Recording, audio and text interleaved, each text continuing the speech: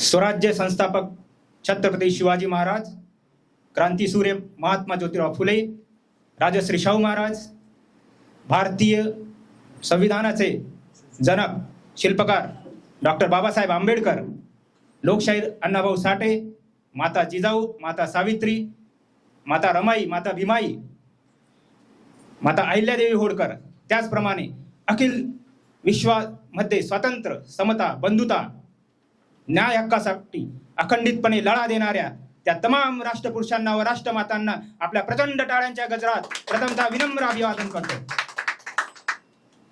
आज या ठिकाणी दीपस्तंभ भाषण क्लासच्या निमित्ताने मंचावर उपस्थित आजचे अध्यक्ष माननीय श्री रवींद्रजी पवार साहेब, त्याचप्रमाणे दीपस्तंभ अकादमीच्या संचालिका माननीय सुरभिताई पवार, मंचावर उपस्थित मान्यवर बंधू भगिनी आणि मित्रांनो, आज या ठिकाणी अत्यंत महत्त्वाच्या आणि संवेदनशील विषयावर मी बोलणार आहे, ती म्हणजे मानवता धर्म।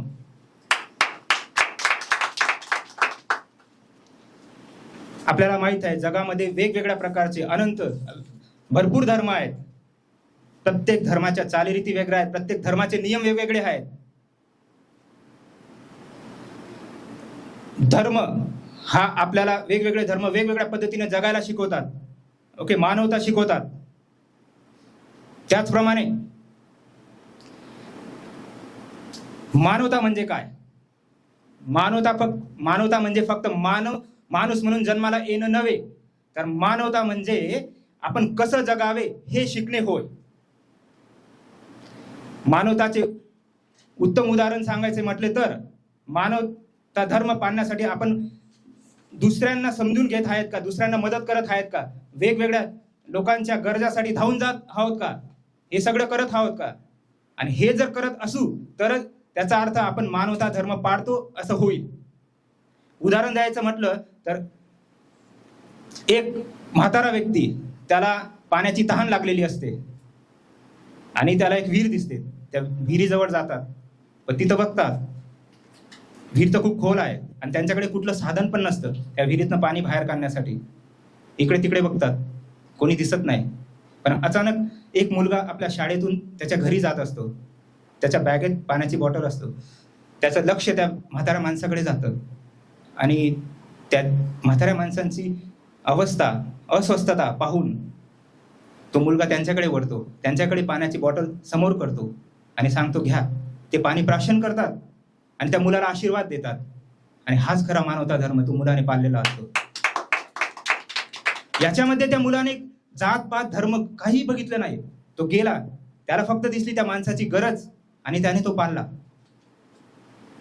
साने गुरुजी आपल्या एका सुंदरशा कवितेमध्ये म्हणतात, खरा तो एकची धर्म जगाला प्रेम अर्पावे, जगी जे हीन अतिपतित, जगी जे दीन पददलित, तया जाऊन उठवावे जगाला प्रेम अर्पावे। कुणाना व्यर्थ शिनवावे, कुणाना व्यर्थ हिनवावे, समजता बंधू मानावे जगाला प्रेम अर्पावे। प्रभूची लेकरे सारी तयाला सर्व ही प्यारी, प्रभूची लेकरे सारी तयाला सर्व ही प्यारी,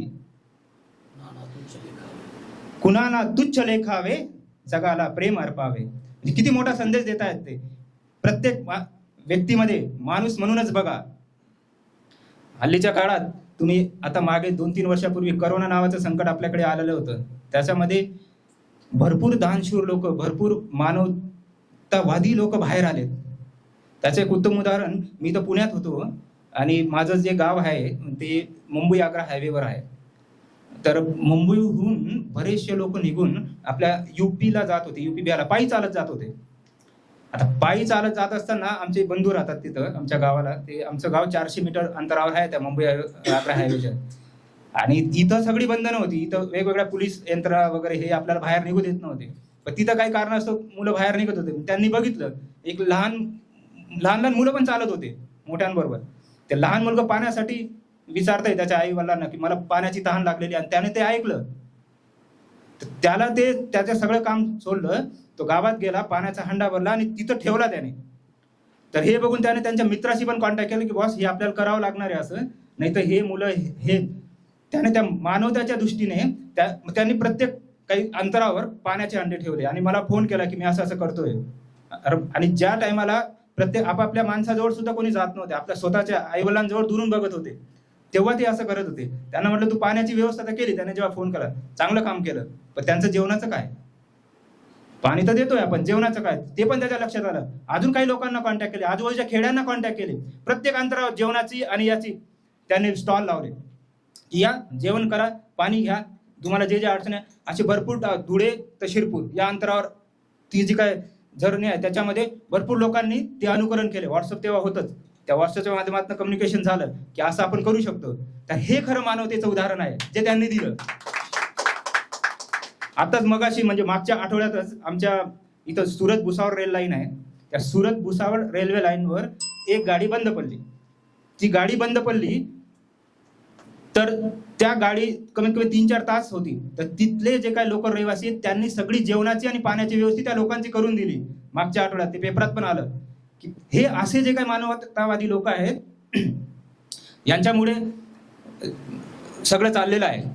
पण या मानवतेला काय होतं जेव्हा पहलगाम सारखा हमला होतो, जेव्हा धर्म विचारून त्यांच्यावर हमला होतो, जेव्हा आता सरांनी सांगितलं जे न्यूज मध्ये पण चाललंय हगवणे कुटुंब त्यांना परावृत्त केलं यासाठी का त्यांनी केलं तो भाग वेगळा आहे, पण ती सिच्युएशन निर्माण केली तेव्हा मानवताला कुठेतरी आपल्याला त्रास होतो. जे आता आपण जेव्हा पहिल्यांदा आपण इथं आलो आणि पहिलीच प्रार्थना ऐकली, काय ऐकली? हीच आमची प्रार्थना अन हेच आमचे मागणे, मानसाने मानसासी मानसा समवागणे. हे सगळं आपल्याला माहित असून काही गोष्टी चुकतात, ते चुकावे नाहीत. त्यासाठी आपण मानवता धर्म पाळावा. कुठलाही धर्म द्वेष शिकवत नाही. प्रत्येक धर्म हा करुणा प्रेम हेच शिकवत असतो. आपण कुठल्याही धर्माचे अनुयायी असू तरी मानवता हा धर्म सोडायचा नाही, मानवता धर्म आपल्यामध्ये पाळायचा. आपण सगळ्यात पहिले मानव आहोत हे विचार करायचा, तर आपण सर्व ते पाळाल हे मला खात्री आहे. एवढे बोलून माझे 2 शब्द संपवतो. जय हिंद, जय महाराष्ट्र.